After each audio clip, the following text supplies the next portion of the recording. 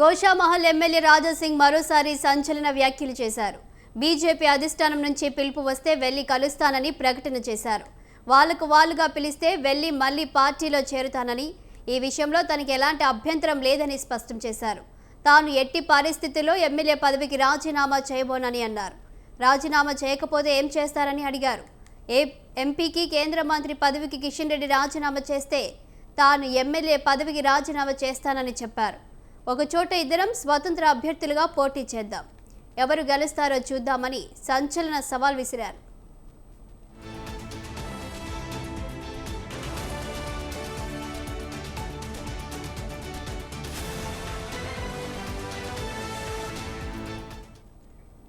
ప్రస్తుత బీజేపీ అధ్యక్షుడు రామచంద్రరావు రబ్బర్ స్టాంపుగా మారారని రాజాసింగ్ హాట్ కామెంట్స్ చేశారు.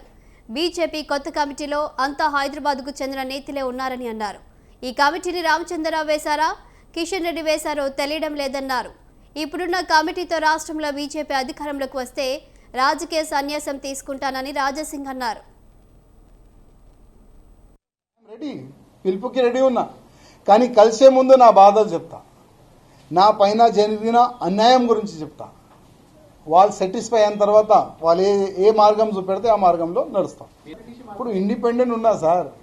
ఇప్పుడు నేను కాంగ్రెస్లో వెళ్ళలేను, బీఆర్ఎస్లో వెళ్ళలేను, ఏ సెక్యులర్ పార్టీలో వెళ్ళలేను. ఎందుకంటే హిందుత్వం మొత్తం నిండి ఉన్నాయి కదా, వేరే పార్టీ మ్యాచ్ కాదు. అందుకోసం నేను వెయిటింగ్. కానీ వెళ్లే ముందు నేను ఇక్కడ చేస్తున్న అన్యాయం గురించి కేంద్రం అధికారులకి, మా అధికారులకి చెప్తాను.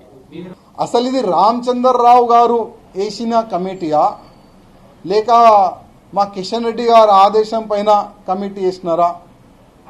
ఇదే కదా నా క్వశ్చన్. ఇంకా నా క్వశ్చన్ ఏముండే, దాంట్లో ఏం తప్పు ఉండే మీరు చెప్పండి. అంటే బీజేపీ గవర్నమెంట్ రావాలని నాలాంటి చాలా మంది కార్యకర్తలు అనుకుంటున్నారు, కానీ మీరు అనుకుంటలేరా? అసలు ఈ కమిటీతోని మీరు బీజేపీ గవర్నమెంట్ తెలంగాణలో తీసుకొని వస్తారా? కొద్ది చెప్పండి.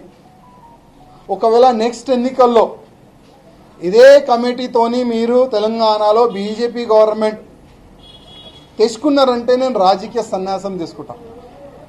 ఎందుకంటే ఇవాళ నేను ప్రతి ఒక్క వ్యక్తికి నేను గుర్తుపడతాను. వాళ్ళకి నా శుభాకాంక్షలు. ఓకే, మీరు ఎన్నో సంవత్సరాలు కష్టపడ్డారు, ఇవాళ మీకు స్టేట్ కమిటీలో పోస్ట్ దొరికింది, శుభాకాంక్షలు. కానీ నా క్వశ్చన్ ఏంది, ఈ కమిటీతోని మీరు గవర్నమెంట్ ఫామ్ చేస్తారా వచ్చే ఎన్నికల్లో?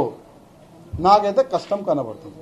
కిషన్ రెడ్డి గారు నా రాజీనామా ఇవ్వాలి, నేను కూడా రాజీనామా ఇచ్చేస్తా. మళ్ళా ఒకసారి ఎలక్షన్కి వెళ్దాం. మీరు కూడా అక్కడ పార్లమెంట్ సభ్యుడుగా కొట్లాడండి, నేను కూడా ఇండిపెండెంట్గా అక్కడ కొట్లాడతా. మీరు కూడా ఇక్కడ ఇండిపెండెంట్గా ఎమ్మెల్యే కూడా కొట్లాడండి. ఎవరు ఎక్కడి నుంచి గెలుస్తారు చూసుకుందాం. ఇప్పుడు ఈ మొత్తం దీనికి ప్లానింగ్ మొత్తం మా కిషన్ రెడ్డి గారే నేను అనుకుంటున్నాను. అందుకోసం మా కిషన్ రెడ్డి గారికే అడ్రస్ చేసి చెప్తున్నాను, రామచంద్రరావు గారికి ఫ్రీ హ్యాండ్ ఇవ్వండి, ప్రతి ఒక్క పార్లమెంట్ సభ్యుడికి ఫ్రీ హ్యాండ్ ఇవ్వండి, ప్రతి ఒక్క ఎమ్మెల్యేకి ఫ్రీ హ్యాండ్ ఇవ్వండి. పార్టీ డెవలప్ చేసుకుంటారు. ఇంకా ఎన్ని సంవత్సరాలు వెనక నుంచి గుంజే కార్యక్రమం చేస్తారు. కిషన్ రెడ్డి గారు నా రాజీనామా ఇవ్వాలి. దేశ ఫ్యూచర్ గురించి మేము ఇవాళ మాకు మాట్లాడడానికి అవకాశం దొరుకుతుందంటే అది బీజేపీ కార్యకర్తల వల్ల.